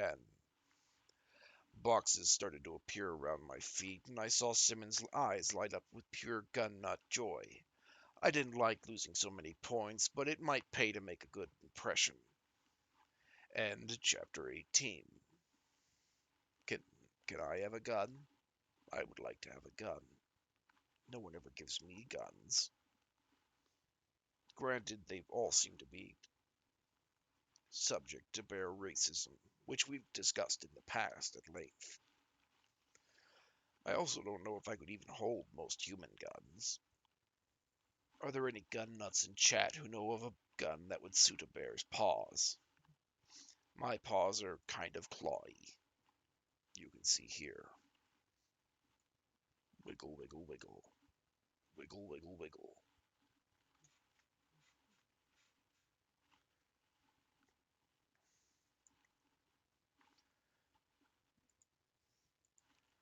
Let's just move on. Chapter 19. Future. Food! Everyone needs it, everyone wants it, you run out, you're boned! That's why you should buy the best, and the best and the rest is all sold with Estlin logo right on the box. If you're not buying Estlin, you're a dead motherfucker. Cancelled Estlin food promotion. Lucy? I said. Cat! Lucy said right back. She clattered towards me, crutches clicking away until she slammed into me. You didn't die. I snorted and returned the hug before pulling back with a bit of a blush. We were sort of the center of attention, all the brats, Mary, and the Baldy looking our way. We can put this apocalypse on hold if you want to go at it, Junior said from where she stood, near but not with the kittens. Shut up, you, I said before scanning the group. Nothing bad happened while I was off? I asked. They were still in the area with the vending machine and the washrooms. There were two ways to access the area, and each had a decently tough-looking door blocking it off. If some aliens showed up, they could run the other way or hold them off. It wasn't exactly a choke point, but we weren't exactly military. The amount of junk food wrappers haphazardly tossed next to an overfilled trash can can attest to that much. Mary shook her head. No, ma'am. Everyone behaved appropriately. How did your scouting go? I grinned back, especially when Lucy leaned into my side. Ah, well enough. There's a large group of people in the parking garage. Some security people, some normal folk. Most of the group that left the shelter earlier are already there. I smiled harder. Even Bitchbot. Marie raised an eyebrow, her expression turning confused, but the kittens groaned and muttered at the news. I cleared the way, I said. They didn't need to know what I meant by that was that I had moved all the bodies I found to out-of-the-way corners and stuffed them into offices waiting rooms before shutting the door. I didn't want the kittens seeing any more death than they'd already seen, and other than leaving me with the impression that my hand was dirty even after cleaning it twice, there wasn't too much of a cost on my end. Are you guys ready to move? Judging by how fast they were to get to their feet, they were as eager as I was to get out of here. The group formed up, adults and older teens on the edges and at the front and back, littler ones in the middle, and myself at the front, leading the group through the same corridors and passages I had just taken. As soon as we were moving, Lucy walked up by my side and kept pace with me. How did it go? She asked. Like a milk run back home, I said. Fetching things from the convenience store nearest the orphanage was an activity fraught with risk. The orphanage wasn't in the nicest corner, and the sort of vagrants that hung around there weren't the nicest people. It was still more fun than being stuck in the grungy old building, though. So there was always fights to be the one to let out to fetch whatever the kittens needed, despite the risk. How awful, Lucy said. Any monsters along the way? A couple, I said. None on the way back. I saw a nasty worm thing that ate bodies too. Couldn't actually do anything about that one, but yeah, we should be safe. Lucy was quiet for a bit. Then we reached the first stairwell down. I held onto her crutches and allowed her to use my shoulder as a guide. It was kind of like being out on a normal day, just the two of us and an unfortunate amount of kids making noise behind us. Where are we going? After, I mean, Lucy asked. I shrugged a shoulder. Thinking about the not-so-close future wasn't on my list of priorities just then. Not by a long shot. I don't know, I said. Back home? Lucy's nose scrunched up, a sure sign she wasn't happy. Nah, the orphanage sucks and we're getting too old for that place. I rolled my eyes and handed her back her crutches as we reached the bottom. I suppose I can use the crazy money I make from being an awesome cool samurai to buy us a mansion or something. As long as I get a room, Lucy said. We grinned at each other. What about the other kids? Lucy wondered. Will there be room for them in your mansion? Our mansion, I corrected. And sure, as long as you take care of them and Junior bunks in your room. Lucy gasped. You're just trying to get me to spend time in someone else's room, she said. You devious pervert. I didn't say it, I said. A cough from behind me had me turning to stare up at a flaccid-faced Mary. Pardon me, Saint, but time is moving on. All right, I said. Come on, Lucy, you're stalling all of us. I am not, Lucy protested. We moved across another floor, encountering exactly nothing alien or awful, or keen on eating us, then went down the last stairwell to the parking garage. The last door was clear, with the car they'd set pushed off to one side and a few security types waiting nearby, chatting over coffee as if this was a normal Saturday and not the day that the sky decided to open up and vomit aliens all over us. Couldn't blame them, really. In fact, the smell had me wanting a cup of my own. Captain Cat, Simmons said as he jogged over. I pretended not to hear Lucy's snort and nodded at the security officer. Yeah, I'm back, I said. Good, we have trouble, and I think you're the only one that can help. I sighed. Right, cool. Is it urgent? His look said something between yeah and no shit. Right, just give me a minute. Turning to Lucy, I placed my hand on her shoulder. Then I nodded to Mary for her to come closer. Right, get all the kids set up in one of the buses. Make sure we have a way out of here in a hurry. Then sit tight. I'll figure out what's going on and then, I guess I'll figure out a way out to leave this place. Lucy gave me a thumbs up, and Marie nodded. And then I was after Simmons to figure out which fire needed quenching. End chapter 19. Fires are bad. I'm not a ranger simp like that smoky fellow, but I still prefer that my home not be on fire. Chapter 20. Rescue Quest. For a while, there was a real debate across about every country on the nature of self-defense. Should civilians be allowed to arm themselves for their own defense? What kind of weapon can a normal person carry that goes too far? How do you split the difference between acceptable arms and unacceptable? And in the end, who gives a damn about what the government says when there are literally aliens coming down to eat you? No, the edge of questioning the holdout weapon is long gone. Which is why I have an impertinent message from today's sponsor, Blasto. Use my name as a coupon code to get 20% off your next holdout purchase. Start of a VidTube broadcast, late 2026. All right, I said. Lay it on me. Simmons and I had moved off to the side between the gantry mechanisms holding up a pair of hover cars. We had both crossed the yellow striped line on the ground that marked the area where it was or wasn't safe to stand while hydraulic lifts held up the cars around us, but I don't think either of us cared at all. Matterson and Thundercrock have gone missing. At least they're not reporting in. Simmons reached into one of the many pockets along his belt and pulled out a small radio. Not bigger than his palm and made of that off-white plastic that all cheap shit seem to be fond of. He tapped the front screen. No signal from their mics. Okay, who's Meterson and Thundercrock? Is that really their name? He nodded. Jeff Matterson and Storm Thundercrock. And yeah, it's his name.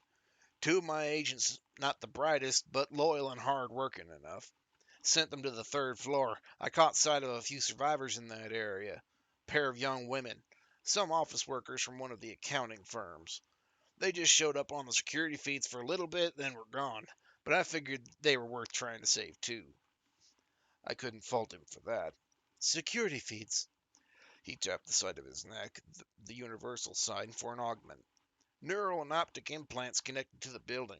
I can see through any of the building's cameras and any of those that belong to a store that's under contract. That leaves a lot of blind spots, though.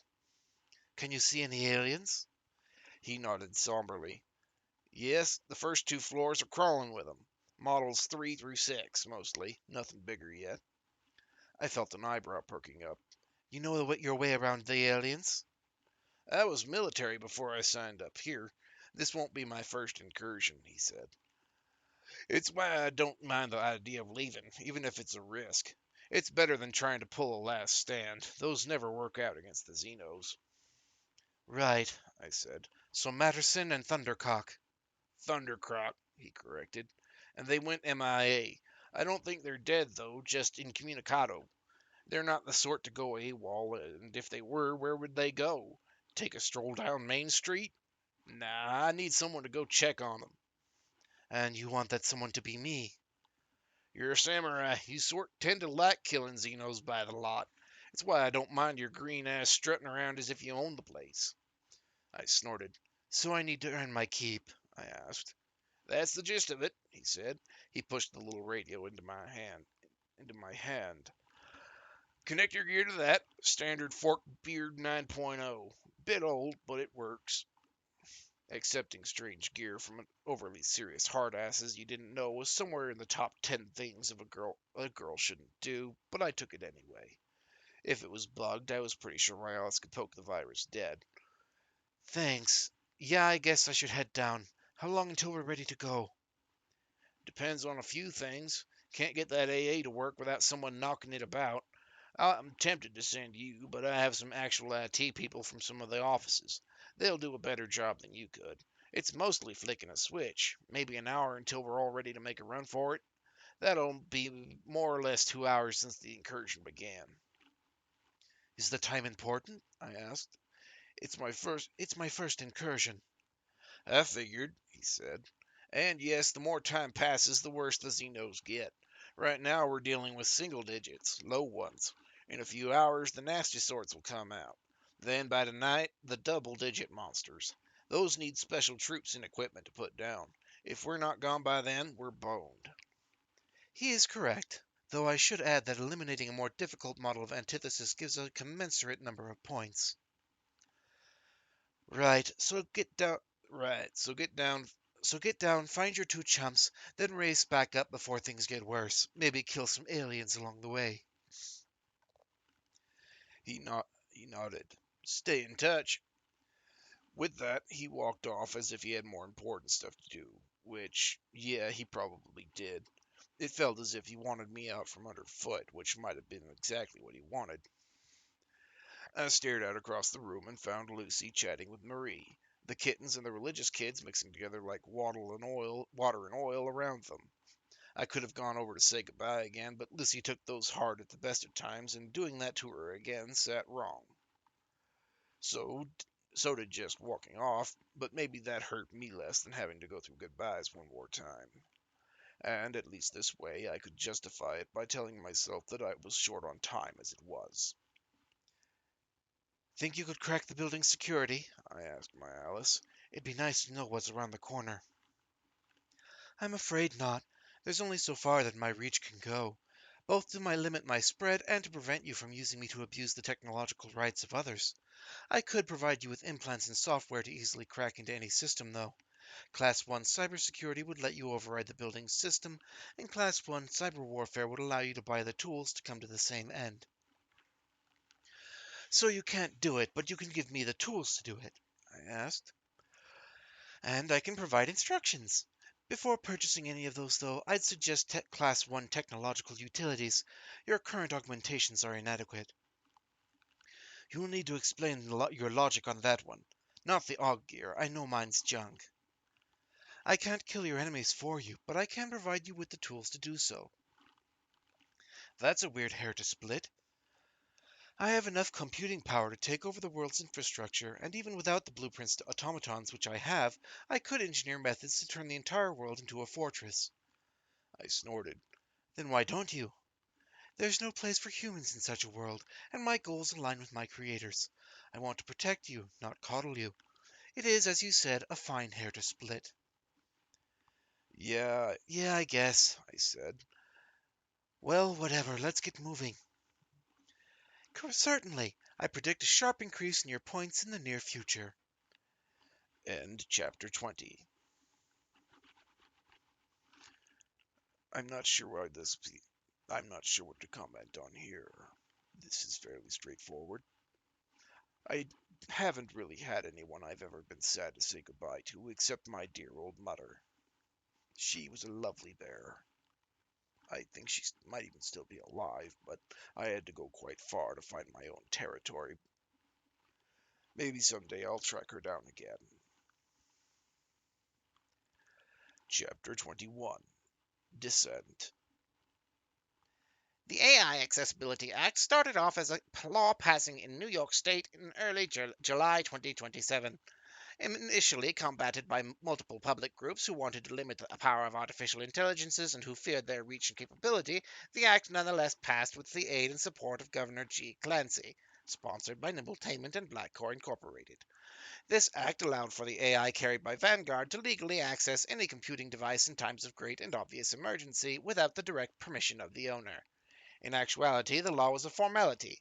There were, and this extends to the time of writing, no ways of stopping a protector-made AI from doing as it pleases, save by killing the vanguard associated with it, which is a task not lightly undertaken.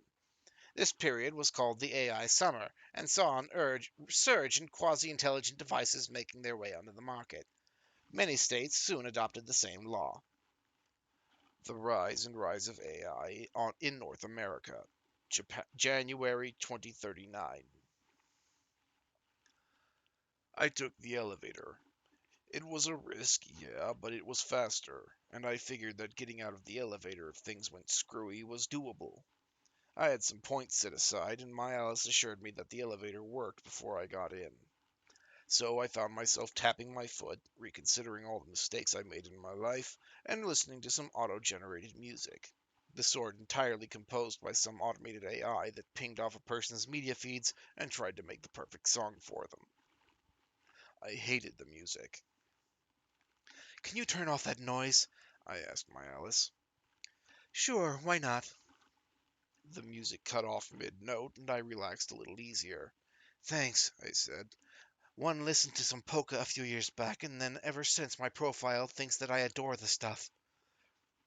Humanity's love for music is rather strange. Not unique, there are other races that appreciate artistically arranged sounds, but it's less common than artistic enjoyment of sculpture or poetry or motion. You know a lot of races? I asked. It wasn't a sci-fi nerd or anything, but hearing about real live aliens was kind of neat. Of course. I could tell you about some of them. There are some special catalogs that are dedicated to the technology from any given race, as well. Most Vanguard avoid these, but I find them interesting and diverse, if limiting. What are they like? That I think might interest you are the Sun Watchers. Their race is quite proud and regal, with a technological base not entirely dissimilar to humanity's. That is, they use a lot of electronic systems. They produce some very robust prosthetics and sensory systems that are quite advanced. The Class 1 Sun Watcher technology catalog costs 120 points, but unlocks a diverse catalog which includes a variety of items that you might find useful. How'd they get that name? I asked. It's a rough translation of their actual name. Their culture has a lot of reverence for their local suns and spend a lot of time resting while outdoors, sunbathing as it were. I snorted. Cute. They joined the local conglomerate some 7,000 human years ago when the Protectors moved to protect their homeworld from a solar flare. Their own space-based capabilities were insufficient at the time to negate the damage their world would have suffered, and they are not terribly expansionist and are a rather peaceful if prideful member of the greater galactic community. I guess picking a race's catalog thing is a better pick than some other class? I asked. Every class and catalog is unique, though there will be some overlap. A significant portion of the Class 1 Sunwatcher technology will be found in Class 1 prosthetics, for example. Therefore, I cannot say which would be best until you know what you wish or we enter a situation where a specific tool or utility would be of use. How many catalogs are there? I asked. 8 million Class 1. Damn, I said. The elevator slowed to a stop. The display above the door reading 6th floor for a moment before switching back to an ad for canned coffee. The doors opened. My heart froze. I stared at the dozen or so Model 3s and a single large beast that looked like a six-limbed tiger with quills for fur. It locked three eyes on me and opened its mouth wide in a toothy smile. I tore my trench maker from my back, almost fumbled the gun, then pulled the trigger. A lot of nothing happened. You forgot the safety, Catherine. Shit! I said as I flicked the safety off. My HUD lit up with a crosshair in the gun's ammo counter. The first Model 3 started moving my way. I set the crosshair over its face and fired. Then I moved on to the next. The entire group started to move in earnest while I backed up until my back hit the wall. I fired 5 more times into the mass of black-green monsters rushing at me. Out of ammunition. I stared at the large red letters hovering before my vision, ears ringing and breath coming in gasps. I was so fucked. Then the elevator doors shut with a snap and the alien thudded into the other side of it. I stared at my reflection in the polished stainless and wondered if I should be laughing or crying. You might want to reload your gun. I swallowed. Yeah, I said. yeah. Claws scraped against the opposite side of the door while I fumbled the magazine out of my trench maker. I had to squeeze it between my thighs, ignoring the warmth of the barrel against my polyester pants, until I got the magazine out and could shove in my last one. Was that you with the doors? I was. You are not equipped or prepared for a melee against such a number of foes. By the way, congratulations on the kills. Targets eliminated. Reward 30 points. Just 30? I asked. You only killed 3. 10 opponents remain. I shot a lot more than 3 bullets, I said. You can shoot any number of bullets at a target as long as they fail to hit, they don't count for much. Do you want to purchase high explosive rounds?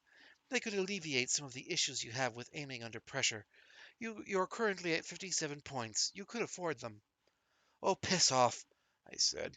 Think you can open and close that door in a hurry?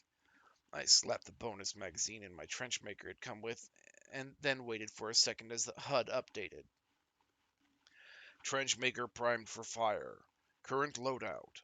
45 caliber incendiary armor piercing. Ammo count 10. I raised an eyebrow. What kind of bullet is that? The little display at the corner of my vision showed 10 bullets with red and black tips. They looked bigger than the 9mm. I can do that with the door, and those are specialty rounds that come free with the trench maker. One fresh magazine would cost you 2 points. They should be effective against your current foes, provided you hit them. We'll see. I flicked the safety on the gun and watched as the barrel resized itself, growing a little wider to accommodate the new rounds. Open the door a crack and let me empty this. Then close it again. We'll see how many points we can cheese. That's the spirit. End chapter 21. I don't know much about guns, as I previously mentioned. I assume a bigger number is better, so 45 is better than 9. Chapter 22. Cheesing it. Street tough. Oh, I'm sorry. That's stupid. Yeah, alright, we're called samurai, which comes with this mental image, right? The Bushido code, lots of honor in battle, some formality and respect, maybe sharing tea with some idiot before you swipe his head off. And yeah, some of us go deep into that. Personally, I think running around in an Oni mask is tasteless, but whatever. Truth is, when there are aliens around and you're at war, in a war, there's no place for honor. Off the Street interview with 3 Strikes by Teen Life Mag. August 2045. The doors opened just 3 or 4 inches wide, enough to show off the half dozen already dead and partially aflame bodies of the antithesis I'd already shot. I aimed at those still moving, and after locking my arm in place as best as I could, I fired. I was growing to really love incendiary rounds. Something about seeing a red-hot hole punch into an alien's side, then a gout of flames pouring out of it.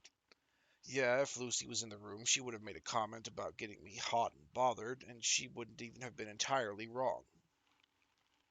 My trench maker clicked empty. The elevator doors slammed shut. How many? I asked. 5. You're getting better. Targets eliminated. Reward 50 points. Nice, I said as I slumped back against the elevator's far wall. The doorway was a mess of splattered green blood that smelled a bit like a mix between mold and freshly cut grass. Some of the Model 3s had gotten close to slipping in, but my Alice was faster than them with the doors. Not that I figured the doors would last all that much longer. They had a nasty dent in them already, and there was a bit of a squeal when they opened and closed now. One more try, then I have to clear things out for real, I said. Getting the empty magazine out of my gun was just as tricky as it had been the first time, especially with the much warmer barrel. There was no way I was tucking that under my armpit. I ended up holding the gun between my sneakers to empty it, then shoving another magazine in. You have just reached just shy of 100 points.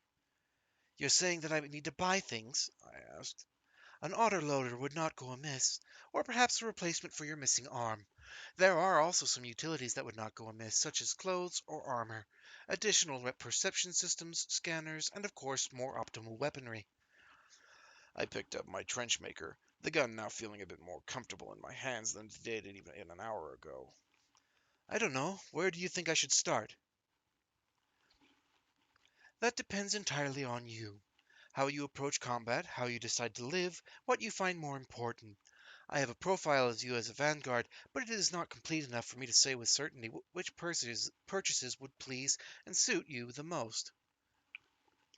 I shifted into a stance that felt comfortable for handling my gun and got ready. What does your profile say so far? I asked. That you are not averse to taking risks, that despite your enjoyment of being with others, you dislike working with them, that it isn't too uncommon among the chosen vanguard. You like being close to your adversaries, but shy away from physical confrontations, and you appreciate going unseen. You also like big explosions and when your adversaries die in interesting ways. Uh, I said. Fair enough, I guess. If I were to make a suggestion now, I would push you towards heavy body modifications to shore up your current weaknesses. As these tend to be expensive, I would also encourage a focus on stealth-based weaponry and equipment.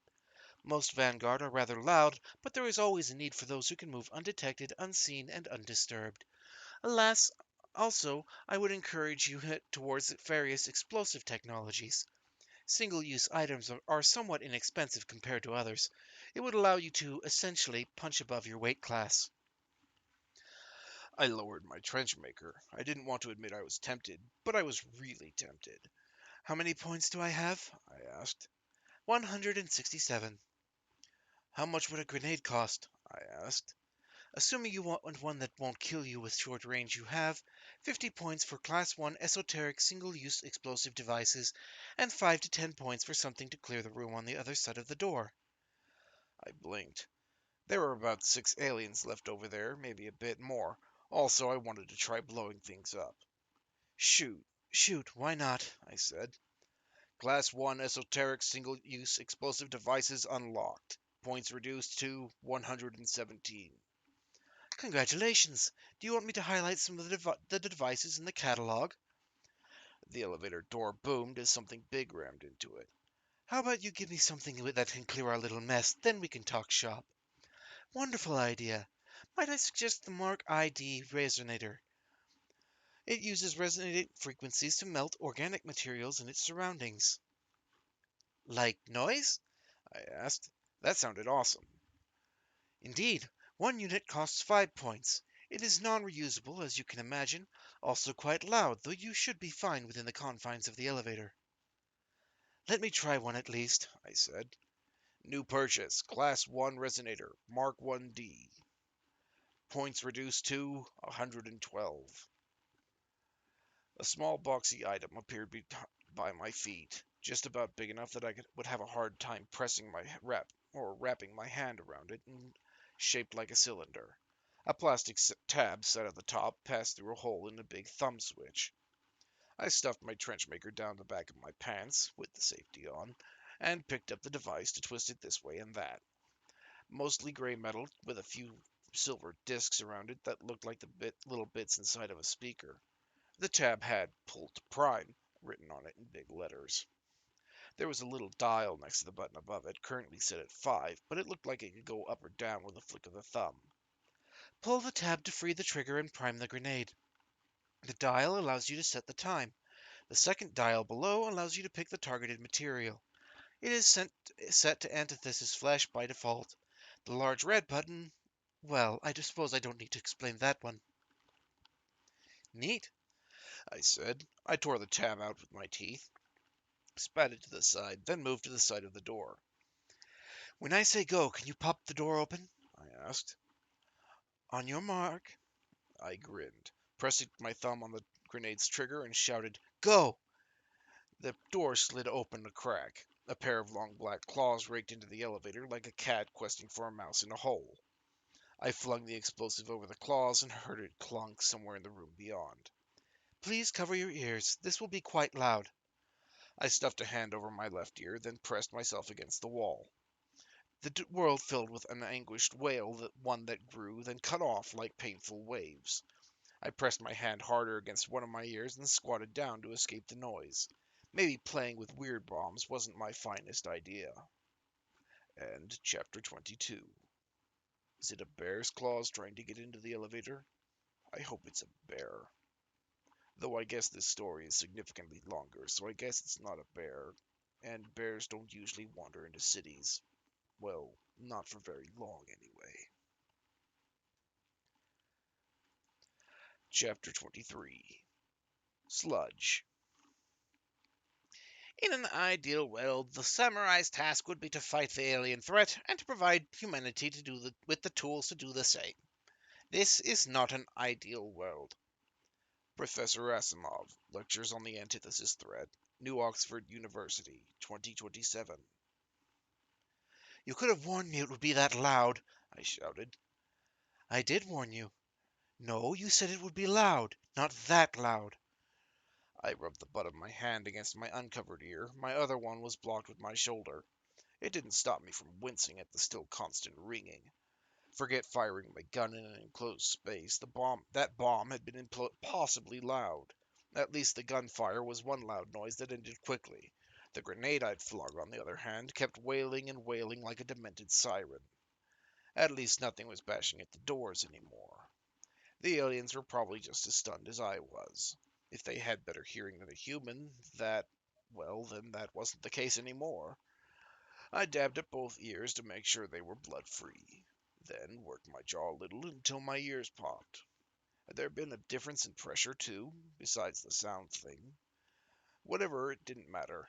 I had been having a bit of fun gunning aliens down from the relative safety of the elevator, but I still had to get a move on. The idiots wouldn't save themselves. I shook my head and tried to ignore the fading ringing in my ears as I pulled out my gun and held it poised before me. All right, my Alice, open her up. The doors squealed open.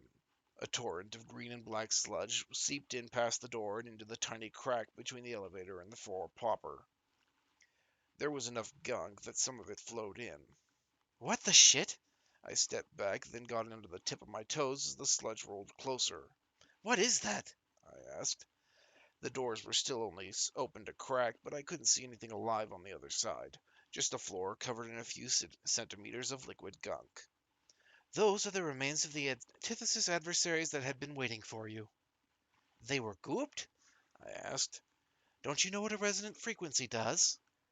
Yeah, it's not this, I said as I gestured at all the blood and flesh and other bits that looked like they had been passed in a blender.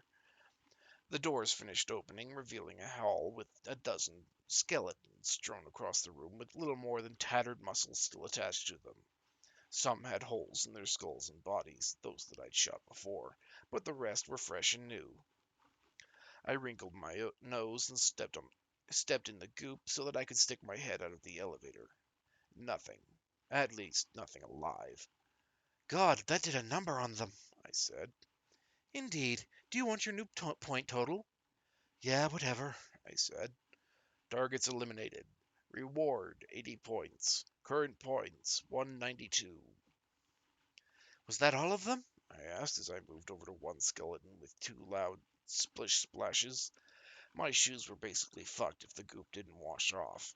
My pants too while I was at it. Doubtful. There are probably dozens of them on this floor alone. Antithesis tend to be fairly thorough with their scouting. Why? I asked. The scouting, I mean. Leaving little pockets of survivors here and there didn't exactly harm them, I didn't think. Biomass. Each kill is marked with a pheromone. Each large gathering of plant life, patch of fertile soil, source of food, and so on as well. Hungry, aren't they? Interminably. I moved out of the little lobby area, careful not to make too much noise as I moved. A plaque on the wall named 6 or so companies that had 6 sections on the floor, with arrows pointing off in the right directions to get to their offices. The plaque tried to connect to my AUG gear, but I turned it away. Now, if I was an idiot, where would I be? I muttered. Shrugging, I found a corner to pause at where I had a decent line of sight and pulled out the little radio Simmons had handed me. It took some fiddling to get the thing to work, but soon enough I had a lock and Simmons' voice came pouring out of it. Samurai? He asked. I've got a name, you know, I said. And you never gave it to me, and I don't have time to quiz people about it. Are you done? I stared at the device. He was a lot more bold when I wasn't around. No, just got to the right floor. I hoped it was the right floor. Ran into a dozen or so critters that needed a send-off, so I was a bit busy, too. Do you know where your idiots are? Northern side, close to the Finantech offices. Come back quick, whether you find them or not. We have a developing situation that could use some resolving. Got it. Was that all? I asked. It was. Simmons out. A developing situation, I asked. This empty air. that sounds fun. The Vanguard are often called upon for things beyond their original remit. Story of my life, I said. Come on, let's go. I am literally in your head. You do not need to tell me to go with you. I'm along for the ride already. The Finantech offices were, according to the signs hanging from the ceiling, way off on the other corner of the building, which meant that I had a bit of a walk to get there. A walk past other offices that all had glass walls and lots of that sort of useless, cool furniture that startups love. Who needs 7 couches and an accounting office? I felt myself growing nervous as I moved with only the distant cracks and booms of a small war outside and the squelch of my wet shoes to accompany me. Hey, my Alice, that alien juice isn't bad for me, right? It is somewhat toxic, but the drugs still in your system should negate the worst of it, and I suspect that by the time the toxins have time to settle, you will have replaced a few of the organs they put at risk. What if I'm not keen on replacing my body bits? I didn't peg you as a body purist. I snorted. Fuck no. Give me all the cool cyber parts. I'm just wondering, there have to be a few samurai who aren't into that. There are all sorts of methods to improve yourself. It would be difficult to fail to find one suitable to any given person. I heard the twin cracks of a gun going off ahead. Let's shelve that one, I said. End chapter 23. I don't think I'd replace any part of myself with something shiny and chrome. I like being a bear. Chapter 24. Dumb and Dumber. 1 through 10 are deadly but manageable. Some aren't even that bad. The body-eating worms are a pain to kill, but they'll just sit there and let you wail at them. And the surveillance birds, the ones that look like the goddamn pigeons, they make for good target practice. Some, though, God, they're nightmares made flesh. Extract from Memoirs of a Frontline Man by Stephen Clancy. I started running about the same time as I heard the first call of shit coming from somewhere out ahead. Stealth took me a backseat to speed, and I fought to stay on my feet as my still squelching shoes tried to find purchase on the squeaky floor. I came around the corner to find a scene out of a horror movie. A pair of Model 3s were clawing at a makeshift wall made of a few desks stacked atop each other with a couple of office chairs jammed in the cracks. Behind them, standing on 6 bulky legs, was a lumpy monster whose upper body was entirely covered in tentacles, which were whipping forwards and grabbing at the bits and pieces making up the wall. A handgun appeared in one of the holes in the barrier. I ducked back around the corner just as it opened fire. 7 shots. 8. 9. Then a long pause before someone swore. 3 more came right after that. I looked around the corner to see one of the Model 3s bleeding out, and the large tentacle thing was slumping to the side. It wasn't dead, though, not yet. Biting my lip, I brought up my trench maker and tried to steady my aim. My first round caught one of the smaller Model 3s in the side, just a tiny pinprick that soon began to glow from within as the incendiary round went to work. I don't know what was packed in the incendiaries I bought, but seeing a Model 3 start to writhe and twist as its insides flickered and burned was cathartic as all hell. I turned and fired 3 rounds at the tentacle thing. The first hit its center of mass. The second, the Model 3 that wasn't nearly dead next to it. And the third disappeared somewhere at the far end of the corridor. Close enough. Targets eliminated. Reward 35 points. Current points 227. I know that ammunition is rather inexpensive, but your aim could still use some work. You're supposed to hold this with 2 hands, aren't you? I asked. There are ways to improve your musculature, or perhaps we can replace that missing eye with a proper targeting system. Can you put off trying to sell me things for just an hour? I asked. As you wish. The timer is on. I couldn't even tell if the AI was living in my brain was being sarcastic or not. What was my life turning into? Stepping out from around the corner, I held my gun low to my side and jogged over to the barricade while eyeing the corpses strewn about. Back off! Back off! The fuck off, you alien scum! I stopped and stared at the crazed eyes of some idiot waving a gun at me through the hole in the barricade. Hey, hey, I'm human! I shouted right back. That's what an alien would say! I blinked. Are you stupid? I asked. Come on, Jeff, another voice said, deeper, a whole lot calmer. I saw a hand land on the arm holding the gun and pushing it down. No alien would call you stupid. That's a damned human thing to do. Could be one of those sevens. I gritted my teeth. Are you Jeff Matter something and Storm Thundercrock? I asked. The gun came back up. How do you know my name? I rolled my eyes. Simmons sent me to save your dumbasses. A head appeared in the hole, and I saw a pair of eyes widen. You're the samurai. And you're the idiots. Now are you going to talk or are we going to be shooting at each other? Cause, dick jokes aside, mine's bigger. I waved my trench maker around and saw the head disappear. We'll move things over so you can come in, Storm said. No, no, I said. We're leaving. I'm here to fetch and run, not fetch and sit around for a drink. The scraping of stuff being moved stopped. We've got injured, Storm said. His voice was lower pitched so that only I could hear.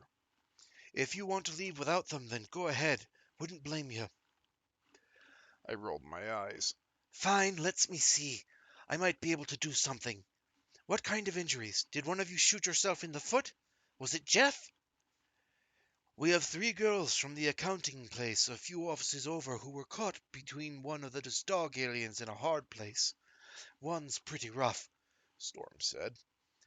That poked a hole in my levity. Shit, hurry it up, I said.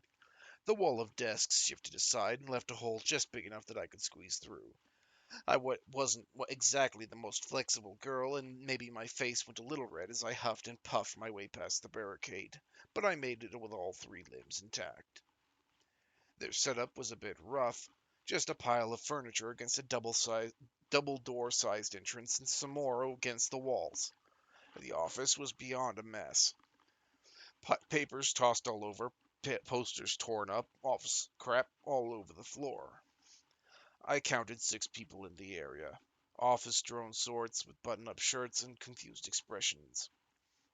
Over there, Storm said as he pointed me towards the far end where a sign for a pair of washrooms hung from the ceiling. That's where we thought they'd be safest. More of them tentacles Xeno's coming, Jeff said. He'd gone quiet when I squeezed through, probably embarrassed, but my more aliens coming up did a lot to wake him up. You guys good on ammo and stuff? I asked. We could use better guns, ma'am, Storm said. Ours keep jamming on the bullets you gave us. I nodded. Any of them able to shoot? I asked as I pointed to the office guys. Wouldn't trust them to. My Alice, 2 of those fox teeth, I said. New purchase. Fox Teeth Model D X2. Points reduced to 217. 2 boxes appeared by my feet, the same cheap plastic as last time. Have fun. I'm going to check on the girls. Then we're leaving. End chapter 24. I would like to hear more about the tentacle monster.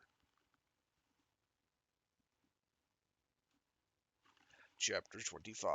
A pad on the wound. Hello? What's this? Someone needs saving? The goal of every samurai is to be a hero. Come on, chat, say it with me. Uwu, Hypercutie to the rescue. Now let's kill some Xenos. Beatrice Hyper Cutie Bubble Chen Zoom Ranger Sparkle Girl Smith during her Twitch live stream of the 2039 Alaskan incursion. Please never make me make that voice again. The bathroom smelled about how I expected. The moment I shouldered open the door a little, perfumer spritzed some crap into the air that smelled like what someone who'd never been out of a city thought flowers smelled like. Any perfume-related thoughts were set aside as I took in the grisly scene before me. 3 women, all in their 20s if I had to guess, all near the sinks and fussing over a 4th. She was a mess. Blood staining an off-white pencil skirt, her arms weakly batting aside the helpful fretting of the others. "Damn," I said as I took in her wounds at a glance. Some sort of bite mark over her thigh. Deep, if I had to guess. She had dark skin, but right then it was a sickly pale gray around her face, and her hair was plastered to her head by sweat. "Who are you?" one of the women asked as she turned. She took one glance at my bloody shirt and missing arm and eye, and immediately rushed over. "Are you hurt too?" "No, no, I'm fine," I said. I was probably not that fine, but I'd taken a lot of drugs, and my Alice wasn't fuzzing, so I figured I would live. "How is she?" I asked. "Never mind her," the woman said. "We need to get that shift off of you. Are you still bleeding?" I raised my hand in a one-moment gesture. "I'm a samurai," I said. "I'm fine." She didn't believe me. I could tell right away. She had that look people did when one of the brats at the orphanage made up a tall tale about missing parents coming back or whatever. I shook my head and shouldered my way past her. I wasn't exactly keen on seeing wounds and the like, but it would take more than a bit of blood to make me squick. The wounds were pretty ugly from up close. They had slapped some pads over the worst of it, and it did seem to help with the bleeding a bit. Still, the counter she was laying on was soaked. "You look like crap," I muttered. "Kid," one of the other women said, "if you're here just to gawk, you can piss off." I raised my hands in surrender. "No, I'm here to help. My Alice, anything we can do?" "Can you ask for the woman's permission to view her file? I can look anyway, but the formality is merely polite." Sure," I said. "Hey, what's her name?" I asked. "It's Lisa," the woman that had been at the door said. "Why?" "Hey, Lisa," I said. "Can my AI friend take a peek at your profile? It might help." I said. "Kid, get out," the woman standing over Elisa said. She straightened, leveling a glare at me that had me backing up a step. "Fuck it, have fun," Elisa said. "That is more than good enough for me. Let's see, no diabetes, a history of high blood pressure, nothing that truly matters. The wound should be cleaned, then treated with something like Wound Stop. How many points are you willing to spend?" "The fuck kind of question is that? However many it takes." Now I was getting weird looks. "Based on the amount of blood, Hemo Restore, a nano-regenerative suite to close the wound, and an electroactive polymer bandage to prevent possible infections. A total cost of 22 points." I moved over to the end of the counter. "Do it," I said. "New purchase, nano-regenerative suite. Points reduced to 202. New point purchase, Hemo Restore. Points reduced to 197. New purchase, electroactive polymer bandage, box of 3. Points reduced to 195. 3 boxes appeared on the table next to me. I saw eyes widening from the corner of my vision. "Which order do I give these in?" "The nano-regenerative suite first, then the blood restore applied near the wound. The wound should be covered last." Nodding, I picked up the first box, flicked it open, and pulled out the inhaler from within. "Here, Elisa," I said as I moved over to the woman. "Open wide, and when I say so, take a deep breath." She did as I asked, and the inhaler emptied itself with a gush of pressurized air escaping. I fumbled for the Hemo Restore, then pressed it to her thigh next to some torn pantyhose. "Can one of you grab the last box? There should be bandages. I think you'll need 2 hands for that part," I said. "You're a samurai," the bitchy one said. "Ain't I great?" I deadpanned. "Elisa here should be right as rain. At least, I hope." I tossed the empty syringe of Hemo Restore to the side where it landed in a sink. Then I moved over to it and waved my hand under the tap to wash it. The woman's skin was already returning to a more healthy shade, which was a good sign, I figured. "That was a noble thing to do. Good work, Catherine." I rolled my eyes. "I saw that." Yeah, I said as I wiped my hand on the side of my pants. "Can you girls take care of her while we move? She might still be weak." "Move?" Bitchy asked. "We're not staying here to become alien chow," I said. "We need to move, and soon. There are a few floors between us and where we're going. It'll be good cardio, but it might be hard on Elisa here." "Can't we take the elevators?" The woman had been quiet so far, asked. We'll see. I want to move everyone as a big unit. I shook my head, Just get ready to move, all right? and with my good deed for the hour done, I slipped out of the room just as a notification popped up in my vision. Humans saved 1. Points added. New total 196. End chapter 25. And with that, we have reached the end of what I have prepared for the day. Are there any questions before we wrap up?